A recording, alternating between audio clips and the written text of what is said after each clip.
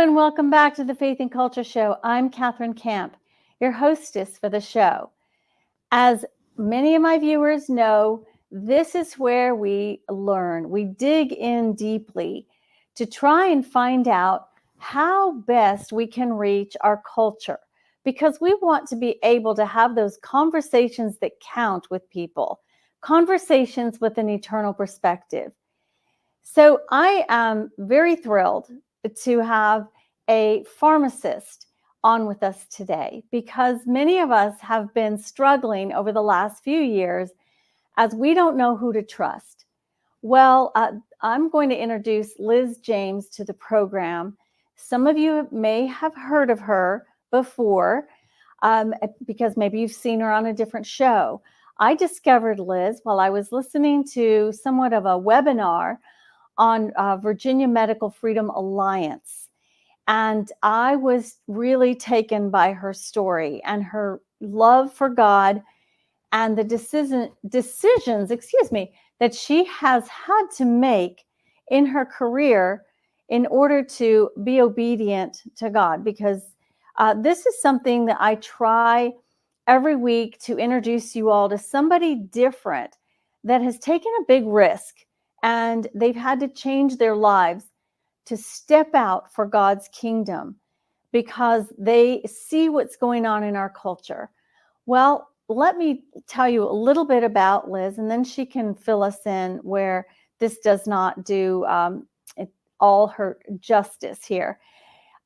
After 33 years, Liz left the traditional pharmacy industry in 2020 because she refused to advocate for the C19 injection. As a career pharmacist, she felt strongly that administering the shot was a violation of care practices. And as a healthcare worker, doing so would violate the do no harm oath that she had taken. Liz has worked behind the scenes for over a decade, helping people to both safely navigate the medical system and to disentangle themselves from it whenever possible. Liz supports and teaches a more holistically minded approach to health and wellness, which has been a catapult for founding Blessed by His Blood. When the Lord gave her direction for BBHB, she combined her faith in Him, her love for humanity, and the help of 6 very special people. And BBHB, Blessed by His Blood, was born. Let's welcome Liz James to the Faith and Culture Story. To the Faith and Culture Show. I'm tongue-tied today. There we go. Hi, Liz. I had a couple of tongue-tied moments, but we're here. Welcome to the Faith and Culture Show. Thank you. It's so nice to be here, and thank you for having me and giving me the opportunity to be here. Well, I know that you are incredibly busy, and so thank you for carving out some time to talk to us about your mission, what God has done. I have found that when we step out in faith, God starts filling in all of the little details that need to be there. Although the first move is very scary, but then we kind of learned to trust God and just go with it. It's incredible. And there's nothing like it, really. It's definitely not for the faint of heart. Nope.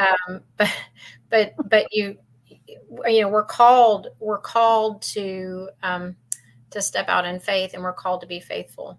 So here I am, and I would have never thought that I would be the one doing this. In fact, I really waited because I was waiting for somebody else to show up to do it, and the Lord was like, nope, that's not happening.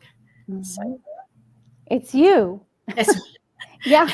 He gave you specific skills and character traits so that you could be the one to get this kind of operation off of the ground. So thank you for listening to God. I think the world is going to be a better place because of it. we already know that it is, Yeah. I mean, we've already helped so many people. Well, do you want to tell us a little bit about your background? I know when we talked on the phone, you said your eyes were opened to the medical industrial complex long before any of this happened. And so if you feel comfortable, let us know how this all started for you, where you started to have some doubts or some moments where you were looking around thinking, that's not right. It really is. You talked about how experiences play into your ultimate purpose or where God wants you to be. And I can look back over and over again at my life and say, all right, I understand now why you had me go through that experience, because I put all of that into play on almost any given day of my life now. And it's just, it started out, I went to pharmacy school. I graduated in 1991. And, I drank the Kool-Aid. I thought that I was doing the right thing, becoming a pharmacist. I believed everything that I was taught. About 10 years into my practice, I'd broken my wrist, and I was at the pharmacy, counting pills with my broken wrist in a cast. And I had two separate women approach me at the counter, and just in conversation, asking about what had happened, how had things happened. And I'm fairly fine boned. I'm not a heavy person. And both women, and I don't even remember who they are, or I would certainly thank them, at two different times said, oh, you should look into drinking raw milk. And my first thought was, my pharmacist brain was like, and it didn't come out of my mouth, but it was like, oh my gosh, raw milk is so bad for you. It's so unhealthy. It's so dangerous. It's like all the things that we learned in school. And then about 2 weeks later, the second lady showed up, and she said the same thing.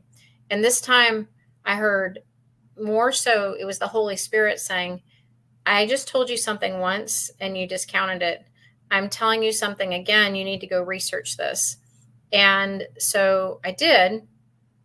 I had been diagnosed with osteopenia, and that was I was about 33 years old. And osteopenia is a precursor to osteoporosis.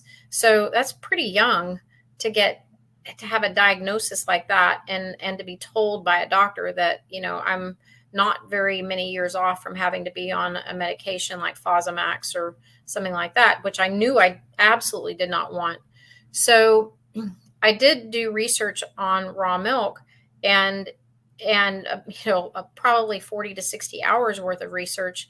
And when I came up for air after that, I was like, oh my gosh, everything I thought I knew about raw milk is completely false. And the falseness has been perpetrated by people that I trusted, and in organized education. So that from that point on, we started drinking raw milk at our house, and never looked back. And eventually, probably 5 years into this, we bought our own cows, and now we have our own dairy cows. So here we are, full circle, Wow. But it's that important to us. I mean, the benefits of raw milk are that important that we always want to have access to them. So, but I say milk was my gateway drug. So, but It's something. it is, that's where my mind shifted. And I was like, okay, well, if I thought I knew something and I was wrong, what else have I been taught that I was wrong about, that I thought I knew? And that really led to just moving forward from that time period, a discovery of trust but verify. And now it's more verify and then trust. So because how many years have gone by, and everything that has been coming up that we see is like false news, false news, false news. If you keep doing that, then it really isn't no longer trust but verify. Now it's verify and then trust. Yeah. So, but what happened is, I explored the food industry. I explored all kinds of other industries, including pharma. And it was at that time that I realized that maybe I was in trouble as a pharmacist, because I didn't actually necessarily believe what I was doing now. And how do you manage that in a way that is honoring? Because you do have to honor your employer, but you also have to honor God. You cannot live in a duality in your mind, or that causes a great deal of emotional distress, which will eventually lead to sickness and physical health issues. And a lot of people do that. They live one way, but believe another, and our bodies are not designed. Our bodies are designed to live in our truth. So, Yeah. there were times in my pharmacy practice where it would get very interesting, because there were things I didn't necessarily believe in, but I was required to do with my employer. And so there was a lot of prayer, and there was a lot of having very specific conversations with certain pharmacy clients who had questions. And I would say, why don't you go home and research XYZ, and then come back and let's have a conversation. And here's where to go to find the research. And so that way, my job was to help people, Right.